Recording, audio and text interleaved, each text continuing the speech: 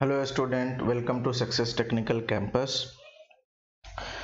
आज आपके लिए फिर से कुछ क्वेश्चंस लेकर आया हूं, ऑब्जेक्टिव क्वेश्चंस। ठीक है, तो आपको करना क्या है, पहले वीडियो पॉज करके क्वेश्चंस को खुद से सॉल्व करना है, फिर उसके बाद आपको सोल्यूशन देखना है। ठीक है, अगर आप चैनल पे न्यू हैं तो आप चैनल को सब्सक्राइब जरूर करिए। ठीक है, अगर आपको वीडियो अच्छा लगता है तो लाइक और शेयर करना बिल्कुल नहीं भूलिएगा। ठीक है, तो चलिए देखिए, पहला क्वेश्चन हम लोग करते हैं। पहला क्वेश्चन आपके स्क्रीन पे आ रहा होगा। 4 resistances 80 ohm, 50 ohm, 25 ohm and are connected in parallel. Current through 25 ohm resistance is 4 ampere. 4 resistors हैं जो पैरेलल में कनेक्टेड हैं, 80 ओम, 50 ओम, 25 ओम और क्या है, आर ओम।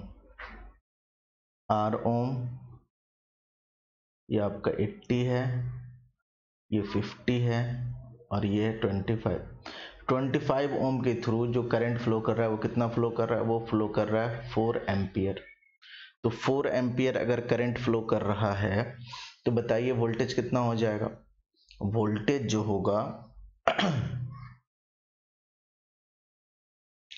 अच्छा, टोटल सप्लाई करंट भी दिया हुआ है कितना, 10 एम्पियर। टोटल सप्लाई करंट कितना दिया हुआ है, 10 एम्पियर। ठीक है, और यहाँ पे वोल्टेज कितना आ जाएगा, इस रेसिस्टर के अक्रॉस जो वोल्टेज हो जाएगा वो कितना हो जाएगा, इस रेसिस्टर के अक्रॉस वोल्टेज आएगा, क्योंकि पैरेलल में रेसिस्टेंस के अक्रॉस वोल्टेज सेम होगा तो यहाँ पे हो जाएगा 25 इंटू 4 यानी कि 100 वोल्ट। 100 वोल्ट इसके अक्रॉस भी है, 100 वोल्ट यहाँ भी है, 100 वोल्ट 50 ओम के अक्रॉस भी होगा और 100 वोल्ट 80 ओम के क्रॉस भी होगा। तो यहाँ करंट कितना आ जाएगा, यहाँ करंट आ जाएगा, चूंकि वोल्टेज 100 वोल्ट है और रेसिस्टेंस 50 है तो यहाँ करंट हो जाएगा 2 एम्पियर। यहाँ करंट कितना होने वाला है, चूंकि वोल्टेज 100 है और रेसिस्टेंस 80 है तो 100/80 एम्पियर करंट यानी कि 10/8 एम्पियर करंट यहाँ पे होगा। तो 10/8 एम्पियर करंट यहाँ आएगा।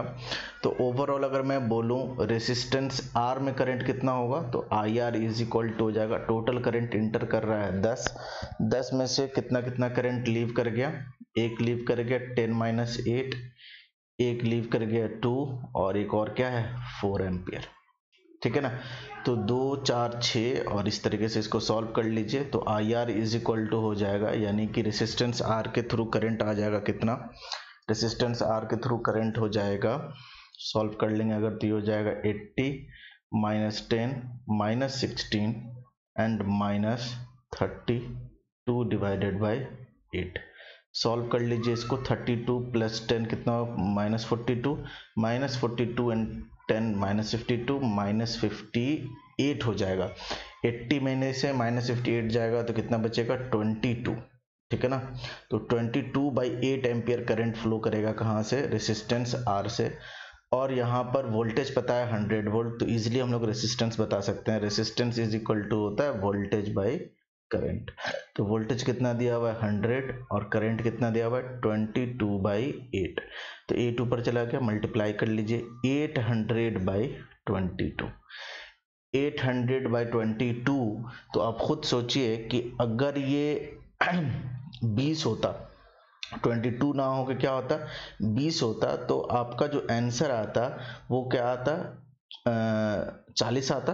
ठीक है ना, अगर 22 अगर 800/20 अगर होता तो आंसर आपका कितना आता, 40 ओम।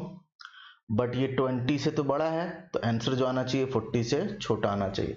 तो 40 से छोटा आंसर कौन सा है, ऑप्शन सी। तो ऑप्शन सी जो होगा वो करेक्ट आंसर होगा। अब ऐसा नहीं कि आप कैलकुलेट करने बैठ जाएं एग्जैक्ट वे में, तो फिर आपका टाइम बहुत ही ज़्यादा खराब होगा। तो ये आपका मेथड था क्वेश्चन को सॉल्व करने के लिए। कोई दूसरा मेथड अगर है तो आप ज़रूर कमेंट करिएगा। ठीक है, नेक्स्ट क्वेश्चन देखते हैं। 3 parallel resistive branches are connected across a DC supply. What will be the ratio of the branch current I1, I2, I3 if the resistances are in the ratio of R1:R2:R3? 2:4:6 में अगर current का ratio है, resistance का ratio है, तो current का ratio किस में होगा ये आपको बताना है। तो देखिए 3 रेसिस्टेंस अगर कनेक्टेड हैं पैरेलल में और अगर करंट का रेशियो अगर आपको बताना है तो अगर आप वोल्टेज करंट डिवीजन रूल लगा दीजिएगा तो आपको बात समझ में आ जाएगी। ठीक है, ध्यान से देखिए, ये रेसिस्टेंस R1 है, ये R2 है, ये R3 है, R3। ठीक है, यहाँ पे करंट फ्लो कर रहा है I1, यहाँ करंट है I2 और यहाँ करंट है I3। ठीक है ना, इनका जो रिजल्टेंट करंट है वो कितना है, वो है I। अगर आपको I1 लिखना है तो आप क्या लिखेंगे, ध्यान से देखें।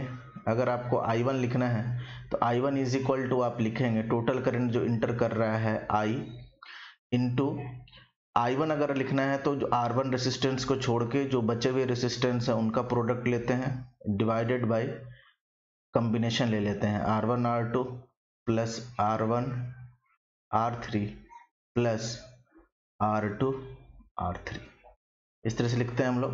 ठीक है ना, तो मैं आपको शॉर्टकट ही बताऊंगा कैसे चीज़ों को सॉल्व करना है, बट थोड़ा सा एक्सप्लेनेशन देख लीजिए क्या एक्सप्लेनेशन होगा इसका। ठीक है, नेक्स्ट देखिए, अगर I2 लिखना है तो I2 इज इक्वल टू क्या हो जाएगा, I इंटू क्या लिखेंगे, R1 R3 divided by same चीज़ जो ऊपर है। चलिए इसको मैं मान लेता हूँ ये x है तो इसको x लिख देते हैं क्योंकि ये सेम आने वाला है हमेशा। ठीक है ना, अगेन हम लोग अगर I3 लिखेंगे तो I3 इज इक्वल टू हो जाएगा I into R1 R2 divided by x। ठीक है, अगर आप इनका रेशियो लीजिएगा, for example I1 is to I2 is to I3 अगर आप निकालिएगा तो आपको क्या दिखेगा, I1 is to I2 is to I3 अगर आप करिएगा तो देखिए I कैंसिल आउट हो जाएगा। अगेन क्या बन रहा है आपके पास, रेशियो बन रहा है R2 R3 is to R1 R3 is to R1 R2। ठीक है ना, तो ये आपका रेशियो बन रहा है। ठीक है, तो अगर आप यहाँ से भी अगर आप सॉल्व कर लीजिए R1 R2 और R2 R3 का मल्टीप्लिकेशन ले लीजिएगा जो ऊपर गिवन है 2:4:6, तब भी आपका आंसर आ जाएगा। तो इसका जो आंसर गिवन है 2 का जो आंसर है वो क्या है, 6 है। 2 का जो आंसर है वो है सी, ऑप्शन सी जो है वो आपका करेक्ट आंसर है। करके देख लीजिए, R1 R2 R3 क्या दिया हुआ है, R1 R2 R3 का जो रेशियो दिया हुआ है वो है 2:4:6। यहाँ कर लीजिए, सॉल्व कर लीजिए। यहाँ पे अगर सॉल्व कर लेंगे तो R2 R3 कितना हो जाएगा, 6 × 4 24। अगेन हम लोग देखेंगे R1 R3 कितना हो जाएगा, 2 × 6 यानी कि 12। और अगेन अगर हम सॉल्व करें R1 R2 कितना हो जाएगा, तो ये हो जाएगा 8। तो अगर इसको हम लोग 4 से, चूंकि सारे इसमें 4 कॉमन है, तो ये हो जाएगा 2, ये हो जाएगा 3 और यहाँ पे कितना आ जाएगा 6। तो 6:3:2 जो होगा आपका आंसर आने वाला है 2 यानी कि सी जो है वो आपका सही आंसर है 6:3:2। क्लियर है इतना। तो इस चीज को आपको याद रखना है कि किसके प्रोपोर्शनल होता है, I1 is to I3 जो है किसके प्रोपोर्शनल है, R2 R3। ठीक है ना, जो कि I1 लिखना है ना तो R1 छोड़ दीजिए, बाकी का मल्टीप्लिकेशन कर दीजिए, इंटू I2 लिखना है तो I2 छोड़ दीजिए, उन बाकी का मल्टीप्लिकेशन कर दीजिए, R1 R3। I3 अगर लिखना है, देखिए ये I2 लिख लिया आपने, I3 अगर लिखना है तो I3 लिखने के लिए क्या करना है, R3 छोड़ देना है और बाकी का मल्टीप्लिकेशन कर देना है R1 R2। यही अगर चार रेसिस्टर के लिए भी होगा तब भी ऐसा ही करना है, कोई टेंशन लेने वाली बात नहीं है।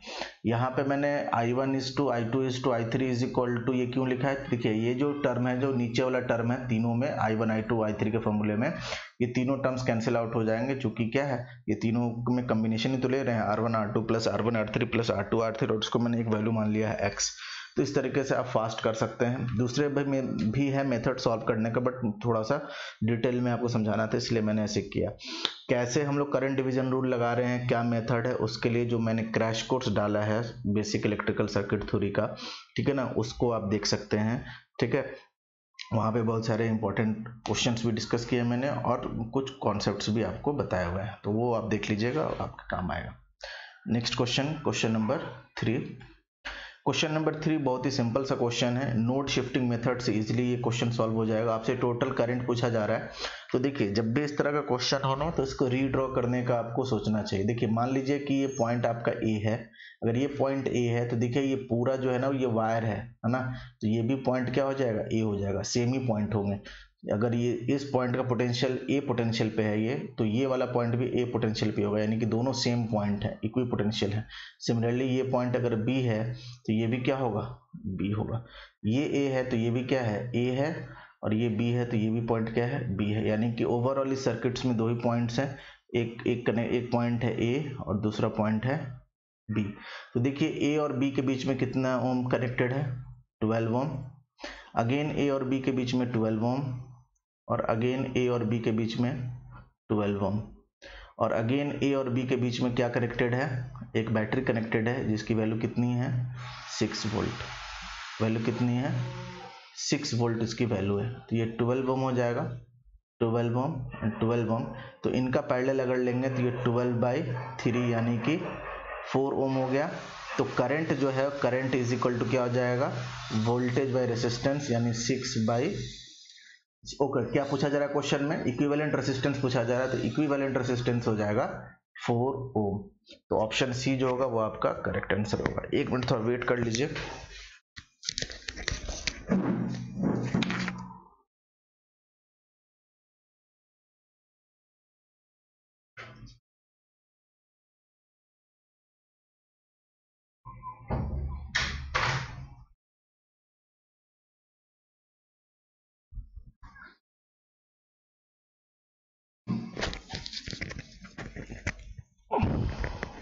क्वेश्चन नंबर 3 का आंसर है सी।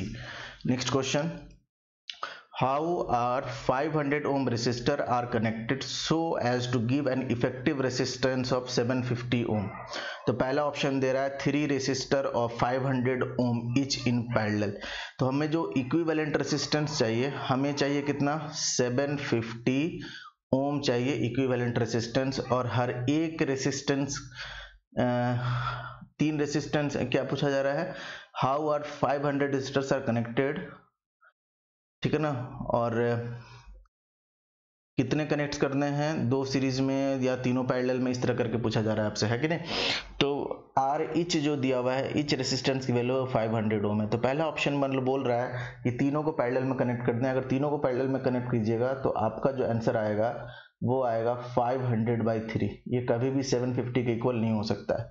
3 resistors of 500 ohm each in series, अगर 3 रेसिस्टेंस को सीरीज में कनेक्ट कीजिएगा और एक एक रेसिस्टेंस की वैल्यू 500 ओम है, तो टोटल जो इक्विवेलेंट आ जाएगा वो कितना आ जाएगा, 1500 आरपीएम।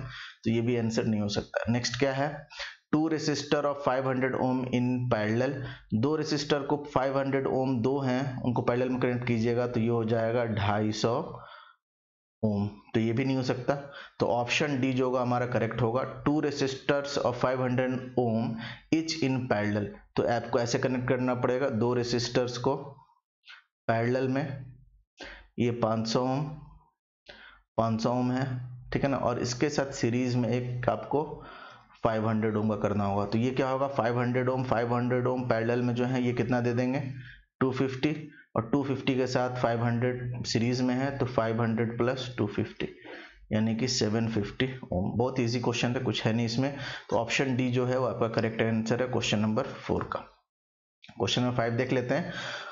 400 वाट वोल्ट, 4 बल्ब हैं, ठीक है ना, तो देख लीजिएगा 4 लिखा हुआ है। 400 watt bulbs are connected in parallel across 200 volt supply line if one bulb gets fused। तो 4 बल्ब है, ठीक है ना, 4 बल्ब है, अगर एक बल्ब फ्यूज हो जाए तो क्या होगा। तो चूंकि सारे क्या है, पैरेलल में कनेक्टेड हैं, तो कोई प्रॉब्लम नहीं होना चाहिए। नो बल्ब विल लाइट, नहीं लाइट तो देगा ही। All the 4 bulb will light, एक तो फ्यूज हो गया तो चारों कैसे जलेंगे। Rest of the 3 bulbs will light, ठीक है ना। अगर ये ओपन हो जाए, ये खराब हो गया अगर, ठीक है ना, अगर ये फ्यूज हो जाए तो क्या होगा, यहां से कोई करंट फ्लो नहीं करेगा, ठीक है ना। ठीक है, चूंकि सर्किट अब कंप्लीट नहीं है, यहाँ से कोई करंट फ्लो नहीं करेगा, बट ये तीनों रेसिस्टर्स में करंट फ्लो करेंगे और बल्ब क्या होगा, ग्लो भी करेगा। जैसे आपके घर में होता है, घर में पैरेलल कनेक्शन होता है, ऐसा नहीं होता कि एक रूम में अगर 2 बल्ब लगा हुआ है तो एक बल्ब खराब हो गया तो दूसरा भी नहीं चलेगा, ऐसा नहीं होता है, ठीक है ना। चलिए नेक्स्ट देख लेते हैं। Question number 6. A 100-watt light bulb burns on an average of 10 hours a day for 1 week. The weekly consumption of energy will be. तो देखिए ये सब क्वेश्चन इसलिए दिया जाता है कि आपका थोड़ा टाइम खराब हो। अगर आपको फास्ट कैलकुलेशन करने नहीं आएगा, इस सब क्वेश्चन में अगर आप हाथ लगाइएगा तो थोड़ा सा आपका टाइम वेस्ट होता है, ठीक है ना। इसलिए थोड़ा सा इसके ऊपर आप मेहनत करिए, कैसे फास्ट आपको यूनिट्स में एनर्जी कैसे फाइंड करना है। यूनिट्स का मतलब क्या होता है, किलोवाट आवर में आपको वैल्यू बतानी होगी, ठीक है ना। तो पावर दिया हुआ है 100 वाट, टाइम दिया हुआ है 10 आवर्स, एक दिन का, बट आपसे एक हफ्ते का पूछा जा रहा है तो आपको 7 से क्या करना पड़ेगा, डिवाइड करना पड़ेगा। बट ध्यान से देखिए, यहाँ पावर अपने वाट में लिखा हुआ है, तो ये वाट आवर आया, 70 घंटा तक चल रहा है। और कितना बल्ब है, 100 वाट बल्ब, एक ही बल्ब है, ठीक है ना। तो 100 वाट बल्ब है तो ये वाट आवर आया, बट आपको यूनिट्स में बताना है आंसर। तो 1 यूनिट का मतलब होता है 1 किलोवाट आवर। तो किलोवाट आवर में आपको चेंज करना पड़ेगा, तो ये वाट में है, किलो में चेंज करने के लिए 1000 से आपको डिवाइड करना पड़ेगा। तो 3 0 से 3 0 कैंसिल आउट हो जाएंगे, यानी कि 7 यूनिट्स जो है आपका आंसर होगा। तो 6 का आंसर हो जाएगा ए, ऑप्शन ए जो है आपका करेक्ट आंसर। नेक्स्ट क्वेश्चन देख लेते हैं। Question number 7. The elements which are not capable of delivering energy by its own are known as. वो एलिमेंट जो खुद से एनर्जी डिलीवर नहीं करता उसको हम लोग क्या बोलते हैं, उसको हम लोग बोलते हैं पैसिव एलिमेंट्स। तो ऑप्शन सी जो होगा आपका करेक्ट आंसर होगा, ठीक है ना। ऑप्शन सी जो है करेक्ट है। नेक्स्ट क्वेश्चन देखते हैं, question number 8. Constant voltage source is active bilateral, passive bilateral, active and unilateral, passive and unilateral। पहली बात, वोल्टेज सोर्स है तो पैसिव तो होगा नहीं, तो बी और डी आंसर नहीं हो सकता। एक्टिव तो होगा, ठीक है ना। यूनिलेटरल होगा या बाइलेटरल होगा, ध्यान से देखिए। एक आपका अगर वोल्टेज सोर्स है, ठीक है ना, तो वोल्टेज सोर्स से तो करंट ऐसे ही फ्लो करेगा, पॉजिटिव से ही इधर जाएगा करंट, है ना। पॉजिटिव टर्मिनल से ही करंट लीव करेगा, ऐसा नहीं पॉजिटिव टर्मिनल से करंट इंटर करे। हाँ, एक से ज्यादा अगर सोर्सेज सर्किट्स में हो सकता है, जहां पर एक से ज्यादा सोर्सेज है, वहां हो सकता है कि कुछ करंट सोर्स या कुछ वोल्टेज सोर्स के पॉजिटिव टर्मिनल से भी करंट क्या करे, इंटर करे। जब वो किसकी तरह काम करेगा, पैसिव एलिमेंट की तरह काम करेगा। तो यहाँ पे आंसर देंगे एक्टिव एंड यूनिलैटरल, एक पार्टिकुलर डायरेक्शन में ही करंट फ्लो करता है। जैसे फॉर एग्जांपल अगर ये बैटरी है, यहाँ पर अगर आपने रेसिस्टर लगा दिया, ठीक है ना, तो ऑब्वियस बात है करंट ऐसे ही फ्लो करेगा। आ रही बात समझ में कि नहीं, करंट इसी डायरेक्शन में ही फ्लो करेगा, अपोजिट डायरेक्शन में करंट फ्लो नहीं कर सकता है। तो यूनिलैटरल इसको हम लोग आंसर देंगे, तो 8 का आंसर हो जाएगा सी। नेक्स्ट क्वेश्चन देखते हैं। A dependent source may be a current source और अ वोल्टेज सोर्स। बिल्कुल स्टेटमेंट सही है। डिपेंडेंट सोर्स तो भाई करंट सोर्स भी हो सकता है, वोल्टेज सोर्स भी होता है। Current source, dependent current source दिखाते हैं तो इस तरह से एरो से दिखाते हैं, है ना। डिपेंडेंट वोल्टेज सोर्स दिखाते हैं तो इस तरह से डायमंड में, और इस तरीके से दिखाते हैं प्लस माइनस करके। तो डिपेंडेंट सोर्स तो करंट सोर्स भी हो सकता है, वोल्टेज सोर्स भी हो सकता है। तो ये भी स्टेटमेंट गलत है, और ऑप्शन ए जो होगा वो आपका करेक्ट होगा। नेक्स्ट क्वेश्चन देखते हैं। A constant current source supplies a current of 300 milliampere to a load of 1 kilo ohm। यानी कि एक कांस्टेंट करंट सोर्स है, ठीक है ना, इसके क्रॉस क्या है, एक लोड लगा हुआ है जिसकी वैल्यू कितनी है 1 किलो ओम, और ये कितना करंट सप्लाई कर रहा है 300 मिली एम्पियर करंट सप्लाई कर रहा है। अब क्या है, बोला जा रहा है कि 1 किलो ओम ना यूज करके अगर हम लोग 100 ओम यूज करें, यानी कि करंट सोर्स लगा हुआ है, लोड के जगह पे अगर हम लोग 100 ओम लगा दें तो कितना करंट सप्लाई करेगा। तो याद रखिए करंट सोर्स जो है कांस्टेंट करंट सोर्स है, कुछ भी आप यहां लगा दीजिएगा ये हमेशा 300 मिली एम्पियर ही करंट को क्या करेगा, सप्लाई करेगा। हाँ, इसको ओपन सर्किट नहीं करिएगा क्योंकि वो वायलेशन ऑफ केसीएल हो जाएगा। क्योंकि अगर आपने ओपन सर्किट कर दिया, लोड में इनफाइनाइट रेजिस्टेंस नहीं लगा सकते हैं, यानी कि ओपन सर्किट नहीं कर सकते हैं। एक करंट सोर्स के साथ सीरीज में ओपन सर्किट कभी भी नहीं करना चाहिए, ये वायलेशन ऑफ केसीएल होता है। अगर ओपन सर्किट कर दीजिएगा तो आपको क्या दिखेगा कि यहाँ पर आपको दिखेगा इस नोड पर कि 300 मिली एम्पियर इंटर कर रहा है, बट यहाँ दिखेगा कि 0 मिली एम्पियर लीव कर रहा है। तो ऐसा नहीं हो सकता, किसी भी नोड पे जितना करंट एंटर करना चाहिए उतना ही करंट क्या करना चाहिए, लीव करना चाहिए। तो कभी भी करंट सोर्स के साथ सीरीज में ओपन सर्किट नहीं करते हैं। अदरवाइज आप कुछ भी रेसिस्टेंस लगा दो, कितना भी रेसिस्टेंस लगा दो, हमेशा करंट सोर्स अपना करंट चेंज नहीं करेगा, हमेशा वो सेम ही करंट सप्लाई करता रहेगा। इस कॉन्सेप्ट को याद रखिएगा। Similarly same concept constant voltage source के लिए है, बट वो पैरेलल में है। कांस्टेंट वोल्टेज सोर्स के पैरेलल में आप कुछ भी लगा दो, कोई भी रेसिस्टेंस लगा दो, वो सेम वोल्टेज ही शो करेगा। सिर्फ आपको शॉर्ट सर्किट नहीं करना है, यानी कांस्टेंट वोल्टेज सोर्स के पैरेलल में शॉर्ट सर्किट नहीं करना चाहिए, वो वायलेशन ऑफ केवीएल हो जाएगा। सर्किट वैसे एग्जिस्ट ही नहीं करता है। नेक्स्ट क्वेश्चन देख लेते हैं। What is the voltage so across the current source of the what is the voltage across the current source for the below shown circuit? ठीक है ना। तो करंट सोर्स के क्रॉस आपको क्या बताना है, वोल्टेज बताना है। ठीक है ना, करंट सोर्स के क्रॉस वोल्टेज बताना है। तो आप यहाँ पर नोडल भी लगा सकते हैं, कोई बड़ी चीज नहीं है। मान लीजिए कि करंट सोर्स के क्रॉस जो वोल्टेज है वो क्या है, Vx है। आप वैसे भी सॉल्व कर सकते हैं, बट हम लोग थोड़ा दूसरे मेथड से सॉल्व करते हैं। देखिए चलिए यहाँ पे अगर मैं मान लूँ कि यहाँ जो करंट है वो I है, ध्यान से देखिए, मैं यहाँ कर दूँ ये करंट कितना है, I है। तो अगर ये करंट I है तो डिफरेंट मेथड्स करते हैं, बेटर तो होगा कि आप नोडल ही लगा लीजिए, तो एक लाइन में सॉल्व हो जाएगा। ठीक है ना। फिर भी मैं आपको एक और तरीका बताता हूँ इसको सॉल्व करने का। मान लीजिए यहाँ करंट I है और यहाँ से क्या आ रहा है, 5 मिली एम्पियर, तो 5 प्लस I मिली एम्पियर यहाँ जाएगा। ठीक है, क्लियर है इतना। इसको अगर आप यहाँ पे केवीएल लगा दीजिए अंदर, I फाइंड कर लीजिए, ये हो जाएगा -10 plus 5I plus 5 into 5 plus I is equal to 0। Solve कीजिएगा, ये हो जाएगा 5I plus 25 plus 5I is equal to 10। तो I इज इक्वल टू कितना आ जाएगा, देख लीजिए, I इज इक्वल टू ये 10I इज इक्वल टू हो जाएगा -15, तो I इज इक्वल टू हो जाएगा -1.5। ठीक है ना। तो यहाँ पर आप बताइए -1, तो 5 ओम के क्रॉस यहाँ पर 5 ओम में इतने, इसमें करंट कितना हो जाएगा, 5 प्लस I था, यानी 5 माइनस 1.5 कितना आ गया, 3.5। 3.5 रेसिस्टेंस करंट है इसमें और 5 ओम रेसिस्टेंस है, तो क्या वोल्टेज बता सकते हैं इस 5 ओम में? इस 5 ओम में जो वोल्टेज होगा ना, वही वोल्टेज करंट सोर्स के क्रॉस होगा, चूंकि दोनों क्या है, पैरेलल में है। तो वोल्टेज आ गया, voltage Vx is equal to हो जाएगा 5 ओम इंटू 5 ओम इंटू कितना हो जाएगा, 3.5। सॉल्व कर लीजिए, आपका आंसर आ जाएगा। तो ये होगा कितना आपका 17.5। ऑप्शन क्वेश्चन नंबर 11 का आंसर हो जाएगा डी, 17.5 आएगा। 5 इंटू 3.5 कर लीजिए, 17.5 वोल्ट आएगा।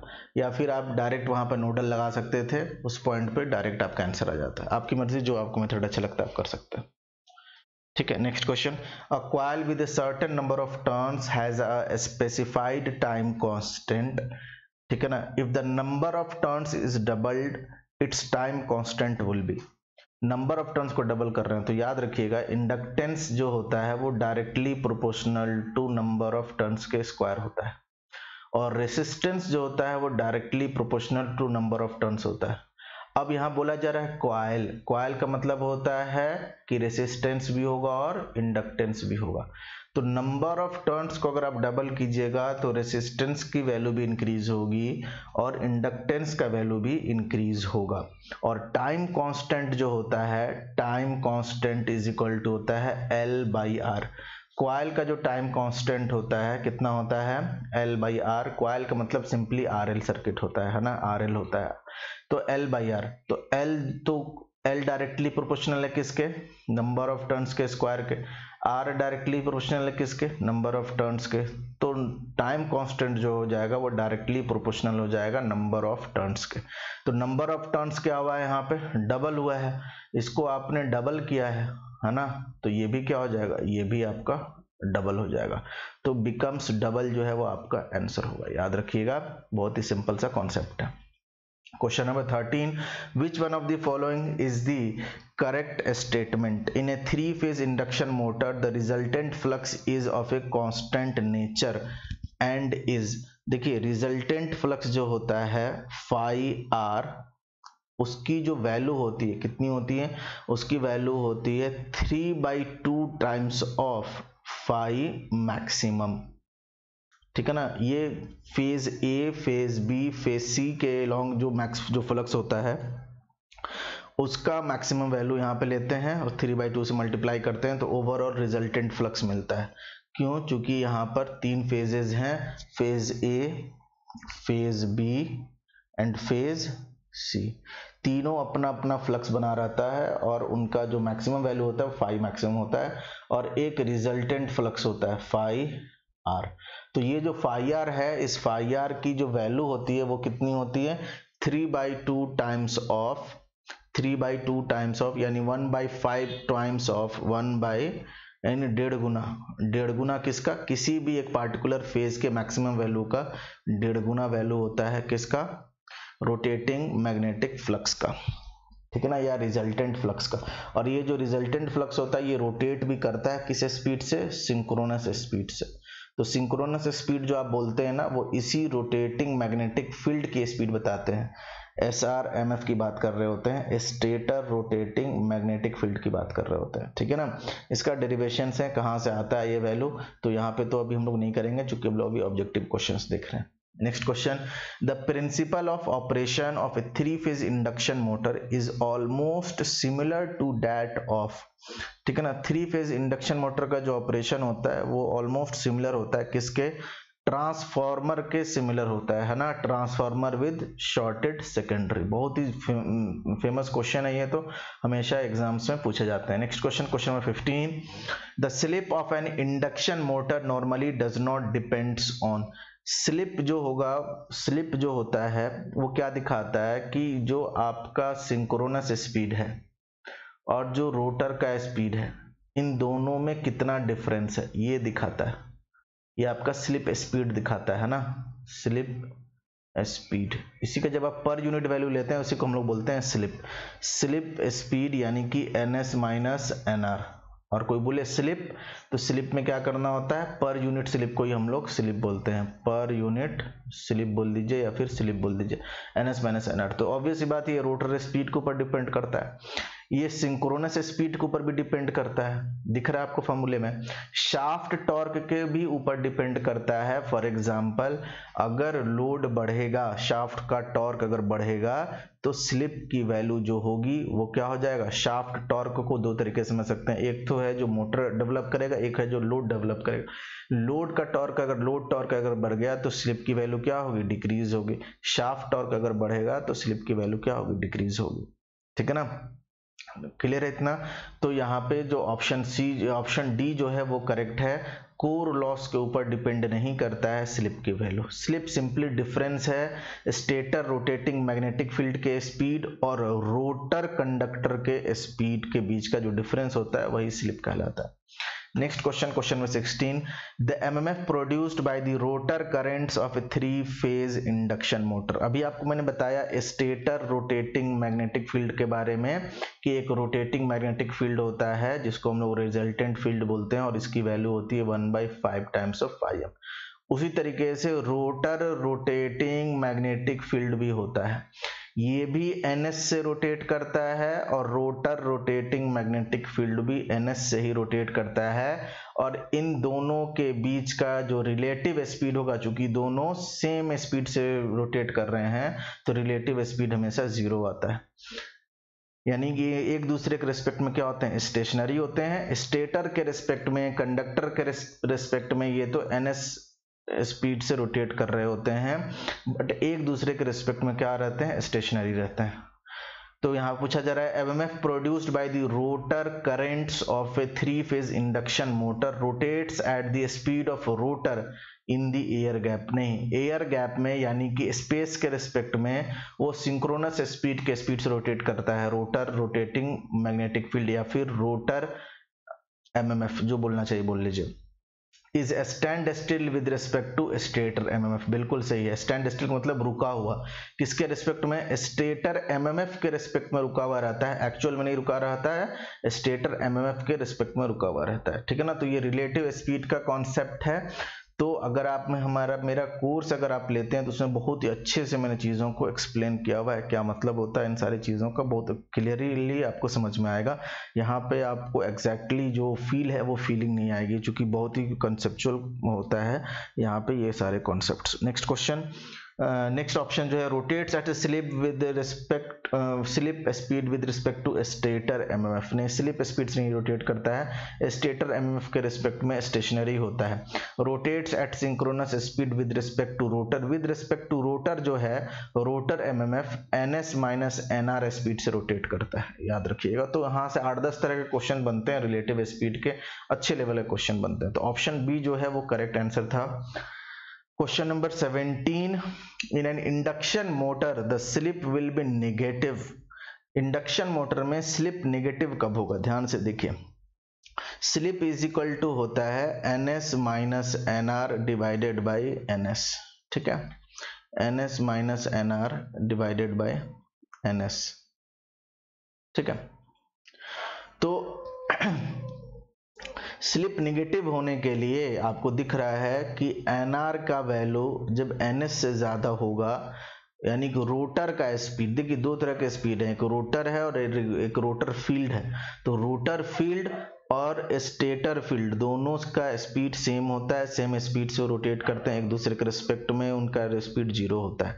यहाँ पे जो आप फॉर्मूले में लिखते हैं ना, S is equal to N S minus N R divide by N S, यहाँ पर एन एस होता है, यहाँ पर एन एस होता है फील्ड का स्पीड और एन आर होता है रोटर का स्पीड, रोटर फील्ड का नहीं, रोटर का। तो इस चीज को याद रखना है। तो रोटर का स्पीड अगर स्टेटर फील्ड से ज्यादा हो जाएगा तो स्लिप की वैल्यू नेगेटिव हो जाएगी। तो पढ़ लेते हैं, stator field and rotor rotates in opposite direction. नहीं, rotor rotates at a speed less than synchronous speed and in the, नहीं लेस देन सिंक्रोनस स्पीड बोल दिया, ये भी गलत है। rotor rotates at a speed more than synchronous speed and in the direction of rotation of stator field। तो option C जो है वो आपका करेक्ट आंसर होगा। Next question, a 500 HP 440 volt 3 phase 50 Hz induction motor runs at 950 rpm when on full load with synchronous speed of 1000 rpm। for this condition the frequency of rotor current will be। तो rotor का जो frequency होता है F2 is equal to होता है S into supply frequency. तो यहाँ पर अगर S पता चल जाए, चूंकि सप्लाई फ्रीक्वेंसी 50 हर्ट्ज गिवन है, तो हमारा आंसर आ जाएगा। तो S इज इक्वल टू होता है NS minus NR divided by NS। Put कर दीजिए यहाँ पे, NS की वैल्यू है 1000, NR की वैल्यू गिवन है 950 डिवाइडेड बाई 1000। सॉल्व कर देंगे, हो जाएगा 50 डिवाइडेड बाई 1000। पुट कर दीजिए यहाँ पे 50 डिवाइडेड बाई 1000 इंटू 50, सॉल्व करेंगे।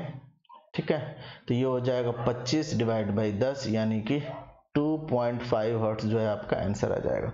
तो 18 का आंसर होगा सी।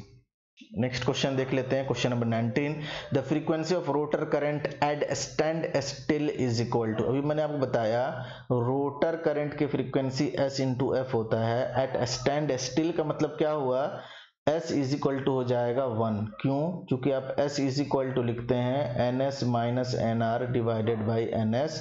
स्टैंड स्टिल का मतलब होता है NR इज इक्वल टू 0, यानी रोटर रुका हुआ। रोटर अगर रुका हुआ है तो S इज इक्वल टू हो गया NS बाई NS, यानी कि 1। ठीक है ना, तो यहाँ पे 1 पुट कर दीजिए, तो 1 इंटू एफ, यानी F2 is equal to F, यानी ऑप्शन सी जो होगा वो आपका करेक्ट आंसर होगा।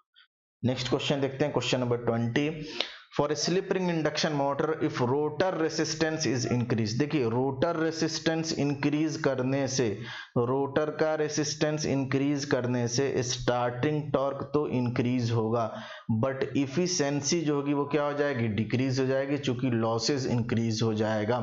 ठीक है ना, तो क्या लिखेंगे, starting torque increases but efficiency decreases. तो 20 का आंसर है सी। नेक्स्ट क्वेश्चन देख लेते हैं, the transformer action requires, transformer actions के लिए स्पेशली आपको अल्टरनेटिंग मैग्नेटिक फ्लक्स चाहिए, क्योंकि जो वो काम करता है किस पे काम करता है, इलेक्ट्रोमैग्नेटिक इंडक्शंस के ऊपर काम करता है। तो उसके लिए आपको क्या चाहिए, इंडक्शन के लिए वेरिएबल फ्लक्स चाहिए होता है। Variable flux in the sense की जो अल्टरनेटिंग होना चाहिए, उसका वैल्यू भी चेंज होना चाहिए और डायरेक्शन भी चेंज होना चाहिए। बहुत लोग कंफ्यूज जाते हैं, कांस्टेंट मैग्नेटिक फ्लक्स डिवाइस बोलते हैं ट्रांसफार्मर को, तो ऑप्शन ए देख के ये आंसर दे देंगे। वो उस सेंस में बात नहीं कर रहा है। कांस्टेंट मैग्नेटिक फ्लक्स का मतलब क्या होता है कि वो जो अल्टरनेटिंग मैग्नेटिक फ्लक्स है उसका जो मैक्सिमम वैल्यू है वो फिक्स होना चाहिए। कांस्टेंट फ्लक्स डिवाइस का मतलब ये होता है कि ट्रांसफार्मर का जो फ्लक्स होता है ना, फ्लक्स का जो पीक वैल्यू होता है वो हमेशा फिक्स होता है, जो अमाउंट होता है वो फिक्स होता है, बट वो अमाउंट जीरो से क्या होगा, एक मैक्सिमम वैल्यू पे जाएगा और उस मैक्सिमम वैल्यू से फिर जीरो पे जाएगा, फिर नेगेटिव डायरेक्शन में जाएगा, यानी कि अल्टरनेटिंग फ्लक्स होना चाहिए।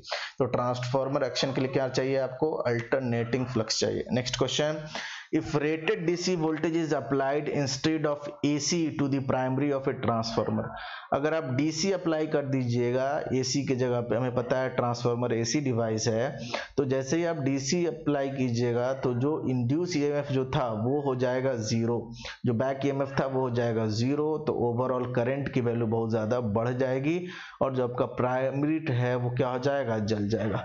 Primary of transformer will burn, ठीक है ना। तो ऑप्शन बी जो है वो आपका करेक्ट आंसर है। नेक्स्ट क्वेश्चन देख लेते हैं, question number 23, the low voltage winding of a 400 by 230 volt single phase 50 hertz transformer is to be connected to a 25 hertz supply, ठीक है ना। जो लो वोल्टेज वाइंडिंग है किसका, 50 हर्ट्ज रेटिंग है ट्रांसफार्मर का, उसको हम लोग 25 हर्ट्ज सप्लाई से कनेक्ट कर रहे हैं। In order to keep the magnetizing current at the same level, magnetising current अगर सेम रखना है, ठीक है ना, इन बोथ द केसेस, यानी जब 50 हर्ट्ज सप्लाई दे रहे हैं तब और जब 25 हर्ट्ज सप्लाई दे रहे हैं तब, दोनों केस में अगर मैग्नेटाइजिंग करंट सेम रखना है तो बताइए वोल्टेज कितना सप्लाई करना पड़ेगा जब आप 25 हर्ट्ज सप्लाई दे रहे हैं। तो मैग्नेटाइजिंग करंट सेम रखना है, यानी मैग्नेटाइजिंग करंट कांस्टेंट रखना है। मैग्नेटाइजिंग करंट का काम क्या है, फ्लक्स को क्रिएट करना, यानी कि फ्लक्स को क्या रखना है, कांस्टेंट, यानी कि बी मैक्स को भी क्या रखना है, कांस्टेंट, ठीक है ना। और जो फ्लक्स होता है, जो मैक्सिमम फ्लक्स होता है वो डायरेक्टली प्रोपोर्शनल होता है वोल्टेज बाय फ्रीक्वेंसी के रेशियो के, वोल्टेज और फ्रीक्वेंसी का रेशियो के, यानी कि V बाई एफ रेशियो आपको क्या रखना है, कांस्टेंट। इस कॉन्सेप्ट को पता होना चाहिए आपको। V by F ratio constant रखना है तो कांस्टेंट रख देते हैं, V old by F old is equal to V new by F new कर देते हैं। V ओल्ड कितना था, 230, ठीक है ना। रेटेड लो वोल्टेज साइड बोल रहा है तो लो वोल्टेज साइड 230 है, 230 रख दिया। फ्रीक्वेंसी कितना है, 50, तो 50 रख दिया हमने। अब नया वाला वोल्टेज आपसे पूछा जा रहा है कितना सप्लाई करें, कि 25 हर्ट्ज अगर हम लोग दे रहे हैं, 25 हर्ट्ज अगर हम लोग फ्रीक्वेंसी दें तो कितना वोल्टेज सप्लाई करें, यही फाइंड करना है। तो अभी जो नया वाला है इसको मैं न्यू लिख रहा हूं, जो पहले से गिवन था उसको मैंने ओल्ड लिखा। सॉल्व कर लीजिए, 2 टाइम्स हो गया, यानी कि V न्यू जो हो जाएगा वो कितना हो जाएगा, 115।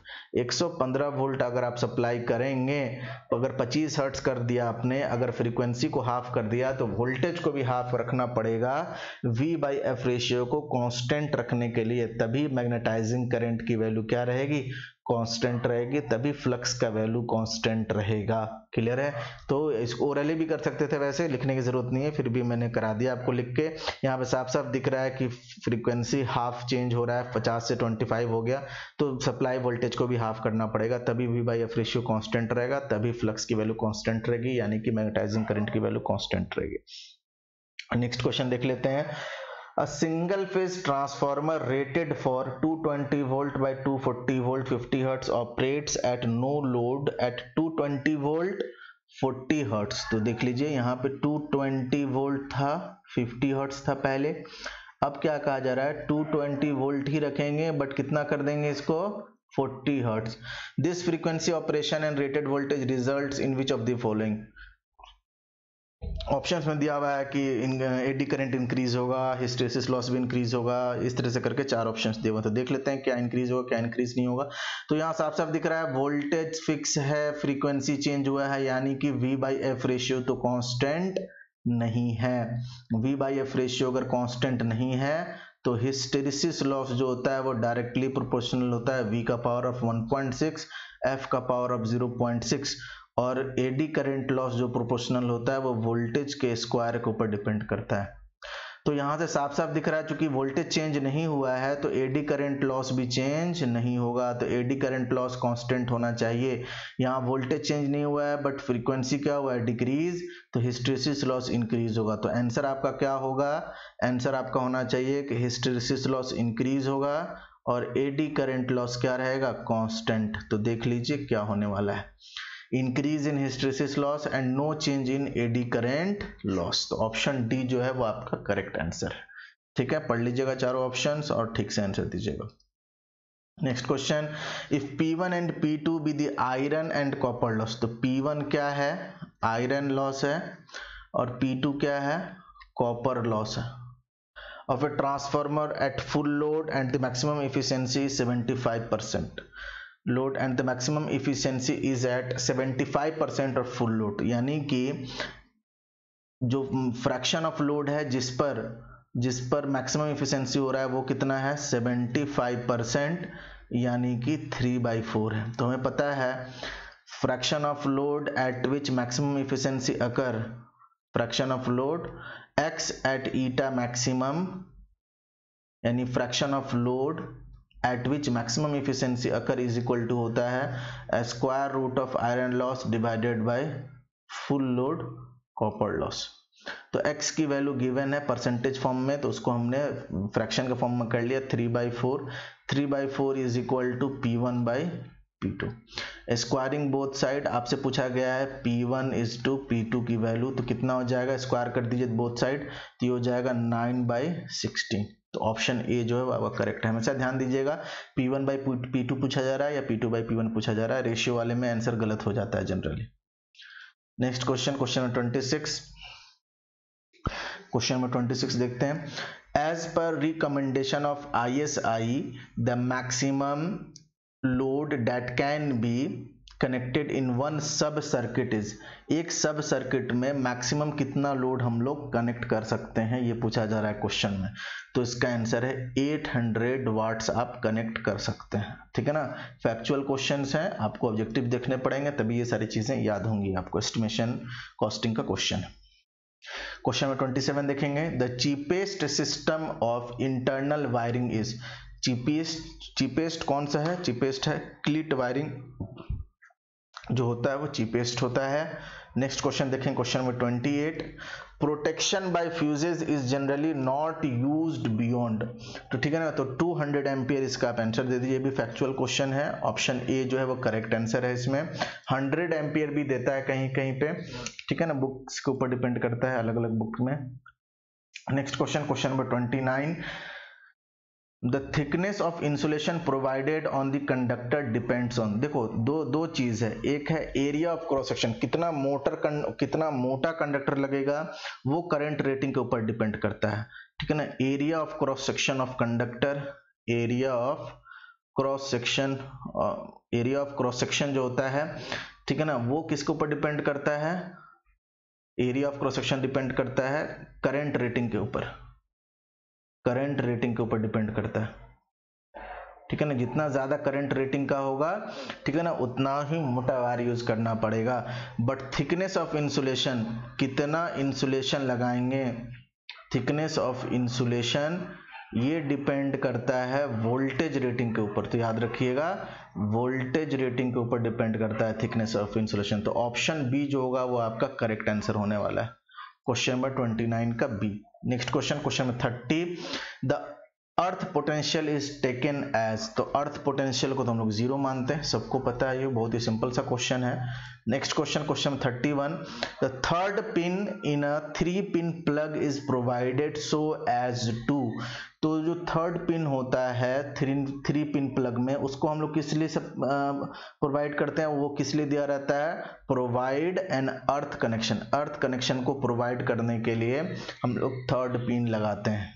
Question number 32, the emitter of a transistor is generally dope the heaviest because. देखिए इमीटर, देखिए आपको क्या है, ट्रांजिस्टर की हम लोग बात करें तो वहां पे 3 लेयर्स होते हैं, है ना, कौन कौन सा, इमीटर, ठीक है, इमीटर, बेस और कलेक्टर। तो हेवली डोप्ड कौन होता है, इमीटर, लाइटली डोप्ड होता है बेस और मॉडरेटली डोप्ड होता है कलेक्टर। तो इमीटर को हेवली डोप्ड इसलिए करते हैं क्योंकि इसको चार्ज को इमिट करना है। तो आंसर क्या होगा, has to supply the charge carriers. तो ऑप्शन बी जो होगा वो आपका करेक्ट आंसर होने वाला है। नेक्स्ट क्वेश्चन देखते हैं, question number 33। The current ICBO flows in the, current ICBO, ICBO का मतलब क्या है कि लीकेज करंट है। कौन सा करंट है, लीकेज करंट है या रिवर्स सैचुरेशन करंट, जो बोलना चाहिए बोल लीजिए आप। किस केस में, कॉमन बेस कॉन्फ़िगरेशन के केस में।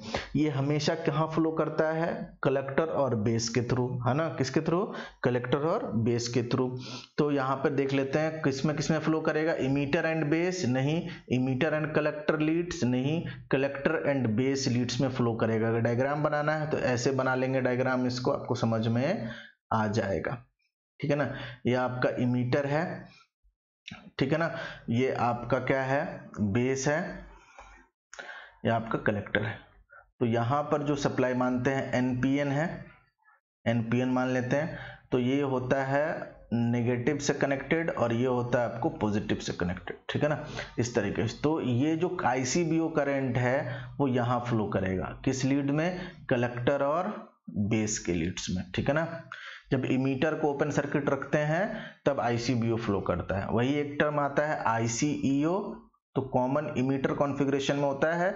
जब वहां पर हम लोग बेस को ओपन सर्किट करते हैं तब जो करंट होता है उसको हम लोग बोलते हैं आईसीईओ।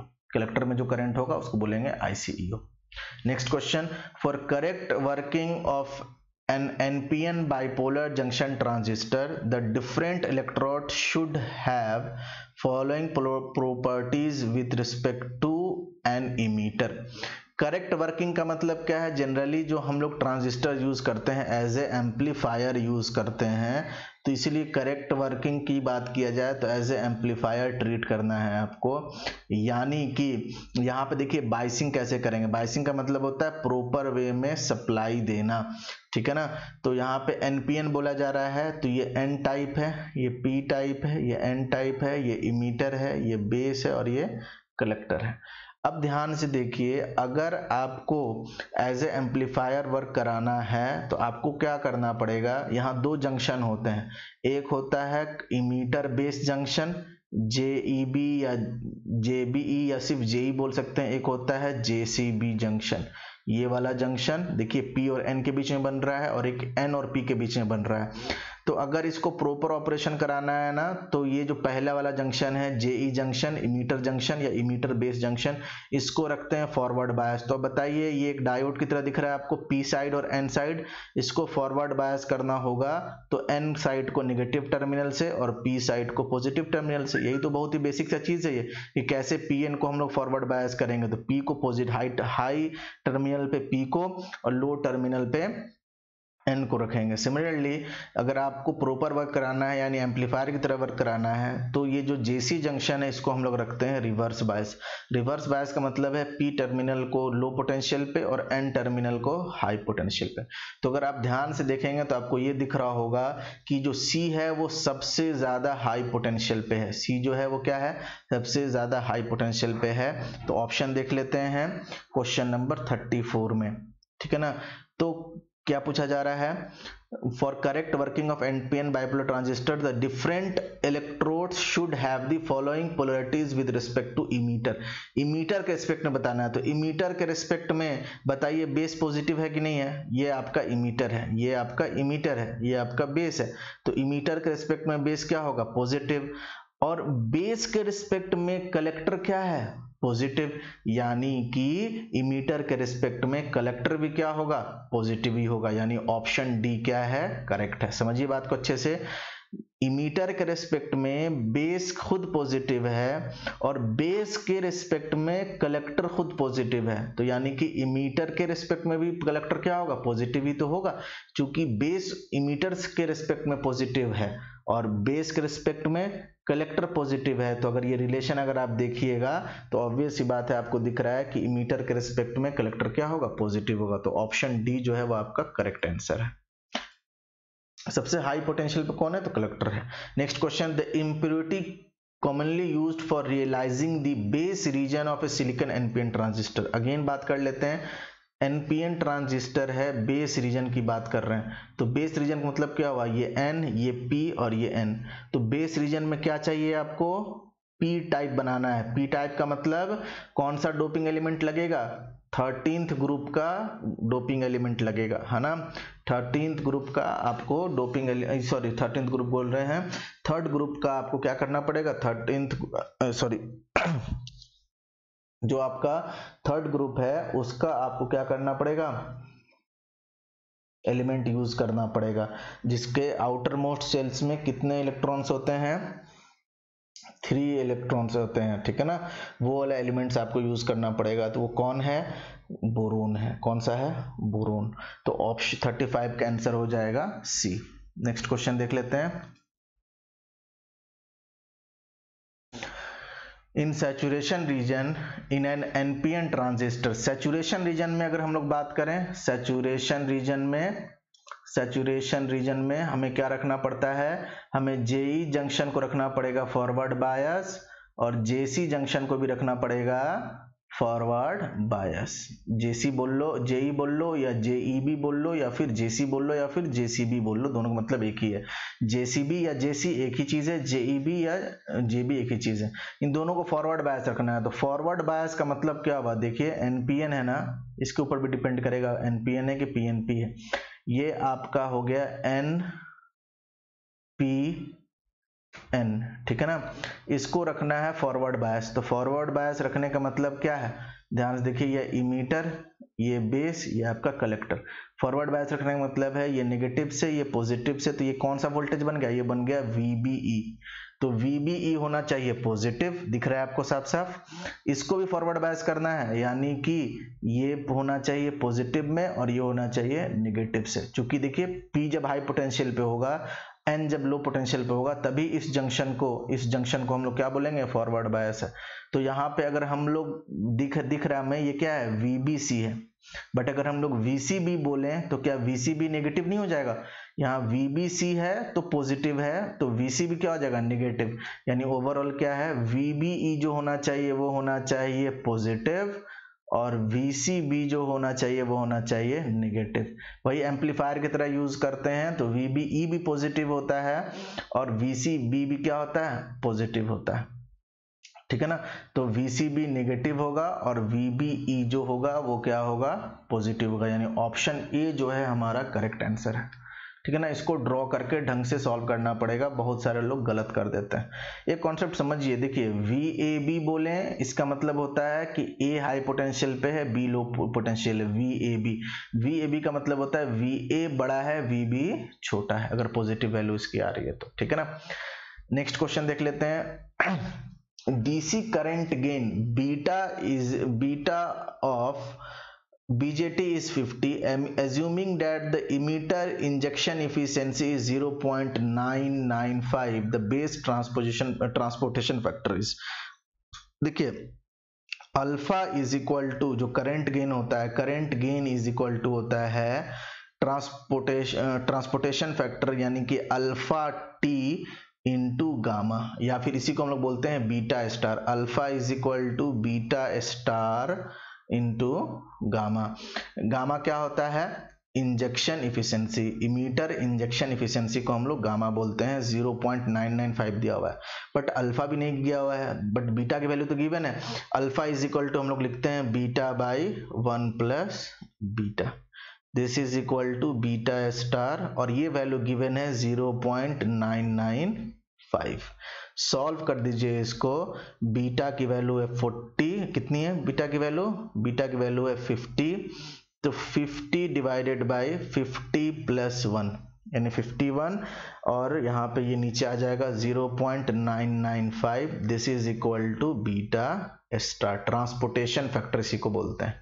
तो current gain alpha is equal to होता है, क्या होता है, emitter injection efficiency into transportation factor, इस चीज को याद रखिएगा। इसको जब अगर हम लोग सॉल्व कर देंगे तो आंसर आ जाएगा ऑप्शन बी। ठीक है, नेक्स्ट क्वेश्चन देखते हैं। Question number 38, the alpha and beta of a transistor are related to each other as. अभी किया हमने question, alpha is equal to होता है बीटा बाई 1 प्लस बीटा और बीटा इज इक्वल टू होता है अल्फा बाई 1 माइनस अल्फा, याद रखना है। इस पे हमेशा आपके क्वेश्चन पूछे ही जाते हैं एग्जाम में। Next question, in an NPN transistor the leakage current is due to, ठीक है ना, flow of minority carriers from collector to emitter, ठीक है ना, flow of holes from base to emitter, flow of electrons from collector to base, flow of holes from collector to base. तो question number 39, ठीक है, minority carriers from collector to emitter. देखिए जो leakage current होता है वो collector to base flow करता है या बेस टू कलेक्टर को फ्लो करेगा, ठीक है ना, डिपेंड करता है एनपीएन है या फिर पीएनपी है। तो पहली बात कि माइनॉरिटी चार्ज कैरियर की वजह से तो होता ही है, तो ऑप्शन ए नहीं दे दीजिएगा आंसर, चूंकि यहाँ पे एक चीज लिखा हुआ है कलेक्टर टू इमीटर, इमीटर में करंट नहीं जाएगा जो भी लीकेज करंट होगा। तो देखिए मैं आपको करके दिखाता हूं क्या मतलब है इसका, समझिए बात को अच्छे से। ये आपका इमीटर है, ये बेस है, ये आपका कलेक्टर है। तो ये एन पी एन है। यहाँ पे सप्लाई ऐसे कुछ दे रहे होते हैं हम लोग, इसको नेगेटिव से रखते हैं, इसको पॉजिटिव से रखते हैं। नॉर्मल कंडीशन में जब भी आपको बनाना होगा एम्पलीफायर वाला ही कॉन्फ़िगरेशन आपको बनाना है, ठीक है ना, जिसमें एम्पलीफायर की तरह बिहेव करता है वो वाला आपको बनाना है, ठीक है ना, यानी कि जेई जंक्शन को फॉरवर्ड बायस और जेसी जंक्शन को रिवर्स बायस, वो डायग्राम बनाना है। अब देखिए ये एन टाइप है, तो यहाँ मेजॉरिटी क्या होगा, इलेक्ट्रॉन्स, इलेक्ट्रॉन्स जो होंगे आपके मेजॉरिटी होंगे, और यहाँ पर जो होल्स होगा वो क्या होगा, होल्स जो है वो माइनॉरिटी होगा, होल्स आपका माइनॉरिटी चार्ज कैरियर्स है। यहाँ पर जो आपके पास जो मेजॉरिटी चार्ज कैरियर्स होंगे वो क्या होंगे, होल्स, मेजॉरिटी चार्ज कैरियर्स क्या होंगे, होल्स, और माइनॉरिटी चार्ज कैरियर्स क्या होगा, इलेक्ट्रॉन्स। क्लियर है। तो लीकेज करंट जो होता है वो मेजॉरिटी चार्ज कैरियर्स की वजह से नहीं फ्लो करता, माइनॉरिटी चार्ज कैरियर्स की वजह से करंट फ्लो करता है। तो आप बताइए यहाँ पे कि ये जो एन टाइप की तरफ जो माइनॉरिटी चार्ज कैरियर है होल्स, ये होल्स मूव करेगा कलेक्टर टू बेस। तो ऑप्शन डी जो है वो क्या हो जाएगा, करेक्ट आंसर हो जाएगा। और इधर का जो इलेक्ट्रॉन्स है वो मूव करेगा किधर, base to collector, base to collector, ठीक है ना। तो याद रखिएगा इस चीज को। तो बेस टू कलेक्टर वाला कोई ऑप्शन नहीं था, यहाँ पर कलेक्टर टू बेस वाला ही ऑप्शन है, और होल्स के लिए है तो बिल्कुल सही है। देखिए ये पॉजिटिव टर्मिनल्स हैं, ये पॉजिटिव टर्मिनल्स क्या कर रहे होंगे, यहाँ के जो मेजॉरिटी होल्स हैं उनको क्या करेगा, रिपेल करेगा, क्योंकि पॉजिटिव को रिपेल करता है, तो ये मेजॉरिटी चार्ज कैरियर्स इधर जाएंगे, ठीक है ना। तो ऑप्शन डी जो है वो आपका करेक्ट आंसर, ठीक है, याद रखिएगा, अच्छा लेवल का क्वेश्चन है। तो एनपीएन में जो करंट होता है वो कहां से कहां फ्लो करता है, एनपीएन ट्रांजिस्टर में जो लीकेज करंट होता है वो कलेक्टर टू बेस फ्लो करता है होल्स के वजह से। और बेस टू करंट का जो डायरेक्शन होगा, फिर से एक बार समझ लीजिए, करंट का जो डायरेक्शन होगा वो होल के डायरेक्शन में होता है, यानी लीकेज करंट का जो डायरेक्शन है एनपीएन में वो हमेशा कहां से होगा, कलेक्टर टू बेस। पीएनपी में जो आपका डायरेक्शन होगा वो बेस टू कलेक्टर होगा, करंट का डायरेक्शन। यहाँ पे करंट का डायरेक्शन भी पूछ रहा था और किसके वजह से हो रहा है ये पूछा गया था, तो ऑब्वियस सी बात है करंट का डायरेक्शन वही होता है जो होल्स के डायरेक्शन होता है और होल्स के फ्लो का डायरेक्शन होता है। In cut off region an NPN transistor is, तो कट ऑफ रीजन में क्या होगा, कट ऑफ रीजन में आपको दोनों जंक्शंस को रिवर्स बायस करना पड़ेगा। कट ऑफ रीजन में जेसी जंक्शन और ये जो जेई जंक्शन है और जो जेसी जंक्शन है दोनों को रिवर्स बायस रखना है। तो कौन सा दिया है ट्रांजिस्टर, एनपीएन दिया हुआ है। तो यहाँ पे अगर मैं बोलूँ ये एन है, ये पी है, ये एन है, दोनों को रिवर्स बायस रखना है। तो इसको रिवर्स बायस करने के लिए क्या करना पड़ेगा, एन को हाई साइड पर और बी को लो साइड पर, क्योंकि एनपीएन है ना, और ये इमीटर है, ये बेस है, ये कलेक्टर है। सिमिलरली जेसी जंक्शन को रिवर्स बायस करना है तो पी को P को लो पोटेंशियल पे और C को हाई पोटेंशियल पे। तो आपको दिख रहा है C हाई पोटेंशियल पे तो इसको VCB नाम दे देंगे। यहाँ दिख रहा है आपको कि E हाई पोटेंशियल पे है तो इसको VEB नाम दे देंगे। तो VEB अगर पॉजिटिव है तो VBE क्या हो जाएगा, VBE हो जाएगा नेगेटिव। तो क्या बोलेंगे, VBE नेगेटिव एंड VCB क्या होना चाहिए, पॉजिटिव। VBE नेगेटिव बोलो या VEB बोलो, जैसे मैं बोलूं VBE is equal to -2 volt बोलूं या फिर VEB is equal to 2 volt बोलूं, दोनों का मतलब क्या होता है, एक ही होता है। बट आपके ऑप्शन में VBE के फॉर्म में ऑप्शन आंसर पूछा जा रहा है तो VBE क्या हो जाएगा, नेगेटिव। तो ऑप्शन ए जो है वो आपका करेक्ट आंसर होगा। Next question, question 41, which of the following AC bridges is preferred for the measurement of inductance having high quality factor. तो हाई क्वालिटी फैक्टर्स के लिए जो ब्रिज यूज होता है वो हेज ब्रिज यूज होता है। क्लियर है, तो ऑप्शन ए जो होगा वो करेक्ट होगा। Potential transformers are used, potential CTPT current transformer, potential transformer हम लोग यूज करते हैं हाई AC वोल्टेज को मेजर करने के लिए। इसके लिए यूज करते हैं हाई AC वोल्टेज को मेजर करने के लिए। वाट मीटर जो होता है, लेबोरेटरी वाट मीटर्स, वो कौन सा होता है, इलेक्ट्रोडायनेमोमीटर टाइप वाट मीटर्स होते हैं। ठीक है ना। नेक्स्ट क्वेश्चन देखेंगे, in the measurement of power in a balanced 3-phase circuit by 2 watt meter method, if the 2 watt meter show equal reading then the power factor of the circuit is, जब equal reading show करता है दोनों watt meter W1 W2 तो वहां पर जो power factor होता है, पावर फैक्टर की वैल्यू हो जाती है 1 और पावर फैक्टर एंगल का वैल्यू हो जाता है 0। चाहे तो आप इस फॉर्मूला से निकाल लीजिए, tan phi is equal to √3 times of W1 minus W2 divide by W1 plus W2। Question के according W1 is equal to W2 है तो सॉल्व करेंगे तो tan phi is equal to 0 आएगा, यानी कि phi इज इक्वल टू 0, यानी cos phi is equal to 1, यानी यूनिटी ऑप्शन बी जो होगा वो करेक्ट आंसर होगा। Question number 45, the small pockets of air in the high voltage cable provide dash relative permittivity and dash electric field, and at these sites breakdown is likely to be initiated। तो अगर voltage high voltage cable है, अगर वहां air आ जाएगा तो जो relative permittivity है वो क्या हो जाएगी, लो हो जाएगी, तो इजीली ब्रेक डाउन हो जाएगा। तो रिलेटिव परमिटिविटी लो हो जाएगा, इलेक्ट्रिक फील्ड की वैल्यू हाई हो जाएगी तो इजीली ब्रेक डाउन हो जाएगा। तो ऑप्शन सी जो है वो करेक्ट आंसर है फॉर क्वेश्चन नंबर 45।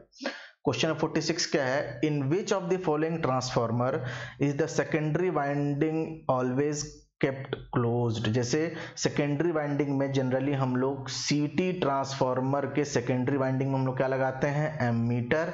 इस तरीके से इस सेंस में आप याद रख सकते हैं इस कॉन्सेप्ट को। CT में क्या लगता है सेकेंडरी में, एमीटर, और एमीटर का रेजिस्टेंस क्या होता है, बहुत ही कम, ऑलमोस्ट शॉर्ट सर्किट होता है। तो हमेशा उसको क्या रखते हैं, शॉर्ट सर्किट करके रखते हैं, कभी भी ओपन नहीं करते हैं, अदरवाइज सैचुरेशन वगैरह हो सकता है कोर का। तो यहाँ आंसर हो जाएगा always kept close. Kept close का मतलब कि हमेशा उसको शॉर्ट सर्किट करके रखेंगे या फिर एमीटर से कनेक्ट करके रखेंगे। तो करंट ट्रांसफॉर्मर जो होगा वो आपका आंसर होगा। क्वेश्चन नंबर 47 देखेंगे, विच of the following instrument has the highest torque by weight ratio among the given instrument. बहुत बार कराया मैंने क्वेश्चन, PMMC का जो होता है वो हाईएस्ट होता है torque by weight ratio, sensitivity भी सबसे हाई होता है। In a CRO, a sinusoidal waveform of a certain frequency is displaced. The value of the quantity that can be made out of the observation is। तो CRO क्या है, एक आपका आप देखे होंगे कि एक आपके पास ग्रीन स्क्रीन होता है, वहां पे अगर इस तरीके का कुछ वेवफॉर्म आ रहा है तो वहां से आप क्या मेजर कर सकते हैं, वहां से आप जो आपका जो भी सेक्शंस दिया होगा, ठीक है ना, एक एक सेल का वैल्यूज पता करके आप easily peak to peak value आप मेजर कर सकते हैं। Peak to peak value observation से आप peak to peak value measure कर सकते हैं, फिर कैलकुलेशन करके आपको जो कैलकुलेट करना है आरएमएस वैल्यू, एवरेज वैल्यू आप फाइंड कर सकते हैं। Question number 49, magnetic recording tape is most commonly made from. तो मैग्नेटिक रिकॉर्डिंग टेप जो होता है वो जनरली हम लोग फेरिक ऑक्साइड मटेरियल यूज करते हैं बनाने के लिए। नेक्स्ट क्वेश्चन है question number 50, which of the following option is an active transducer. Active transducer कौन सा है, जिसको अलग से कोई एनर्जी की रिक्वायरमेंट नहीं है ऑपरेट करने के लिए। तो जो भी सेल वगैरह हैं ये सारे क्या हैं, एक्टिव ट्रांसड्यूसर हैं, ठीक है ना। तो photoemissive cell, photovoltaic cells and selsyn जो हैं ये सारे क्या हैं आपके एक्टिव ट्रांसड्यूसर में काउंट होंगे। ठीक है, आज के लिए इतना ही। अगर आपको वीडियो अच्छा लगा हुआ है तो अपने फ्रेंड्स के साथ शेयर कीजिए, वीडियो को लाइक करना बिल्कुल नहीं भूलिएगा, और अगर चैनल आपने सब्सक्राइब नहीं किया तो सब्सक्राइब जरूर करें। Okay, thank you.